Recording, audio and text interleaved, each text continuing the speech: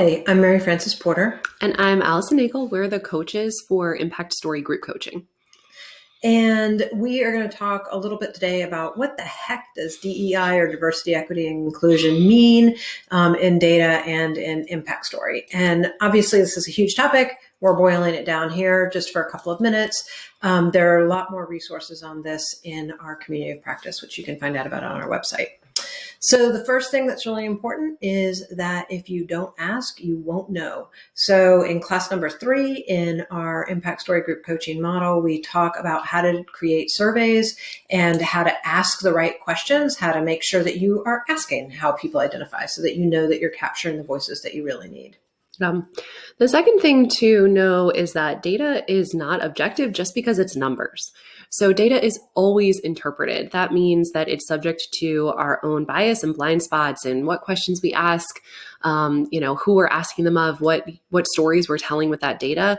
And so because it's not objective by nature, that really it brings to attention the importance of data teams. And that's something we talk about in another video. As well as in group. Class and 4. in our class. Right. The other thing is that if you really want to be able to hear the voices of people who are underrepresented, then you have to over-represent them in your data. Mm-hmm. So you need to make sure that you have extra surveys and extra voice of the people that have been underrepresented. Otherwise, they kind of get washed out in the average and it becomes more of like tokenism. Mm-hmm. So if you really want their voice to be part of the solution, you have to have lots of their voice in your data. Yeah. The fourth thing to think about and to really understand is that this is a process. This is a learning process.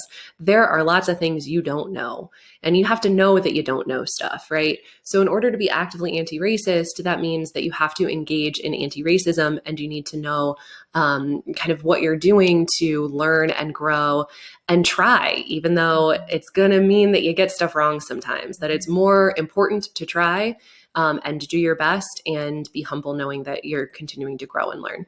Well, and that even if you get it right, you've only got it right then.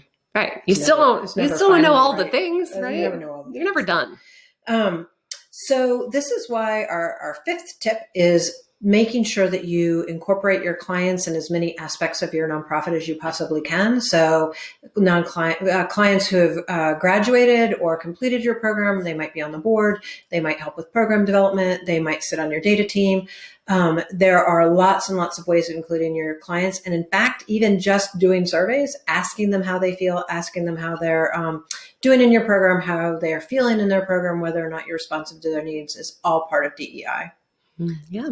So like Mary Frances said, we have a lot more resources about all of this in our community of practice, but you can learn more about both the community of practice and our group coaching experience at our website, which is ImpactStoryGroupCoaching.com. You can follow us on social media on Facebook, Instagram, LinkedIn, and Twitter. And we hope to see you all at our first group in June. Thank you.